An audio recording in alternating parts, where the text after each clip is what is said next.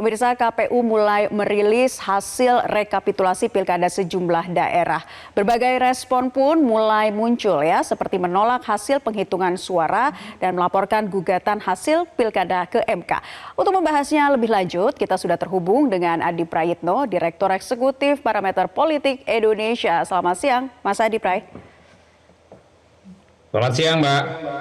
Ya, menyoroti hasil rekapitulasi Pilkada Jakarta atau Pilgub Jakarta kemarin, bagaimana nih kalau Anda melihatnya? Sepertinya kemungkinan 2 putaran kecil ya? Ya, saya kira memang kemarin KPU sudah mengumumkan secara resmi soal hasil rekap Pilgub di Jakarta, di mana paslon nomor 3 mengungguli paslon nomor 1 dan nomor 3.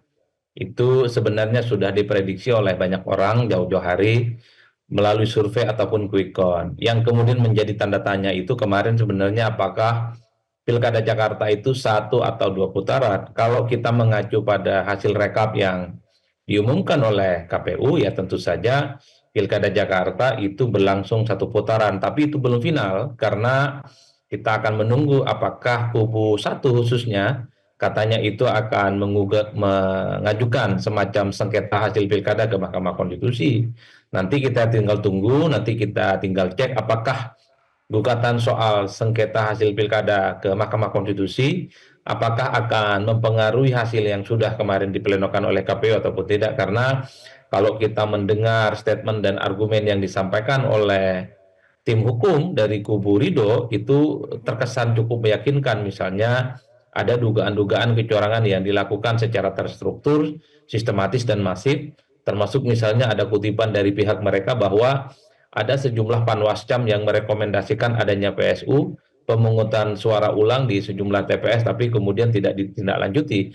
Hal-hal yang semacam ini tentu akan kita lihat dalam hitungan hari ini, Senin, Selasa, dan Rabu adalah batas di mana misalnya pihak-pihak tertentu yang merasa tidak puas, merasa kecewa, dan merasa dirugikan dengan proses penghitungan sepanjang pilkada ini bisa mencari keadilan, yaitu di Mahkamah Konstitusi. Oleh karena itu, per hari ini KPU Jakarta itu belum menetapkan secara definitif siapa gubernur dan wakil gubernur terpilih, karena sepertinya KPU Jakarta itu sedang menunggu apakah nanti akan ada sengketa hasil pilkada yang diajukan oleh paslon tertentu. Jadi yang kemarin itu hanya sebatas penetapan hasil rekap yang melalui penghitungan secara berjenjang dari tingkat TPS, kemudian kecamatan, kabupaten, dan provinsi.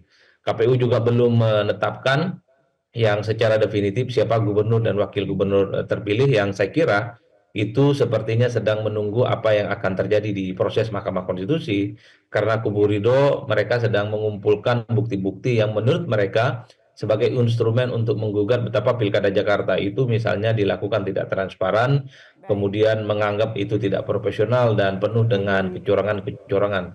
Tentu Ya. tinggal kita cek apakah tuduhan yang disampaikan itu valid, apakah bisa dipertanggungjawabkan, apakah bukti-bukti yang disampaikan itu nantinya juga akan mempengaruhi hasil yang sudah disepakati dan ditetapkan itu. Saya kira di situ, Ya, Mbak, konteksnya. baik. Untuk mendukung bukti-bukti yang disiapkan ke MK ini valid, tentunya kan harus menyiapkan materi gugatan yang memang benar-benar tepat seperti itu ya. Nah, kalau Anda melihat bagaimana sih soliditas dari 12 partai pengusung Ridho ini dalam menyiapkan materi gugatan yang benar-benar tepat untuk diajukan ke MK?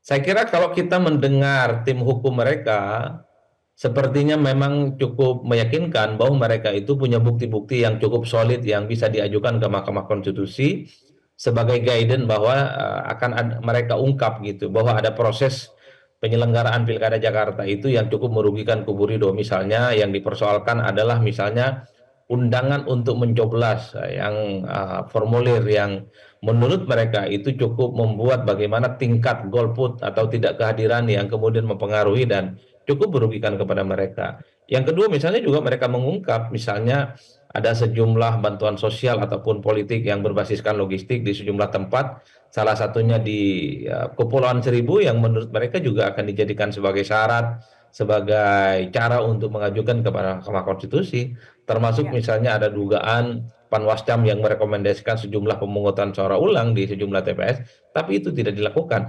Jadi hal-hal yang semacam ini nanti akan kita tunggu apakah data-data dan bukti-buktinya itu bisa dipertanggungjawabkan atau tidak. Tapi kalau melihat statement dan Ya, keseriusan tim hukum Ridho, sepertinya mereka cukup serius ya, meski dalam banyak hal untuk mengungkap baik. kecurangan dan kerugian terkait dengan pilkada selama ini memang agak rumit. Nah, kalau di Jakarta ini terjadi bisa Iya. diungkap, ya ini akan menjadi sejarah bagaimana pilkada itu soal kecurangannya bisa diungkap, salah satunya di Jakarta.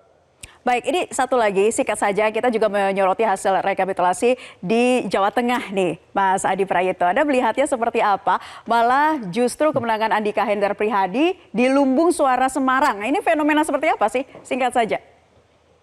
Ya memang kita tahu selama ini Semarang ataupun Solo itu dianggap sebagai kandangnya Banteng. Mungkin dua wilayah ini adalah eksepsional di mana tidak tergerus ya oleh kubu Lutfi dan Taji Yassin karena memang kalau melihat agresivitas selama kampanye memang seakan-akan Lutfi dan Taji Yassin ini akan menyapu bersih kandang-kandang Banteng. Kalau kita membaca hasil-hasil rekap yang disampaikan oleh KPU ataupun Quick Count, kita juga melihat secara nyata tinggal bagaimana kandang Banten yang tidak tergerus itu ya Semarang dan Solo. Selebihnya kan mereka kalah untuk pemilihan gubernur dan level provinsi. Oleh karena itu, kalau kita melihat dan membaca data, ini tentu menunjukkan betapa memang Jawa Tengah yang selama ini dianggap sebagai kandang banteng, mesin politiknya kuat, siapapun yang diusung maju pilgub itu akan menang, itu terbantahkan dalam pilkada 2024 ini. Ternyata figur Lutfi dan Taji Yassin adalah yang relatif diterima, sekalipun misalnya mereka dinilai selama ini tidak punya mesin politik, tapi soliditas Kimplas membuktikan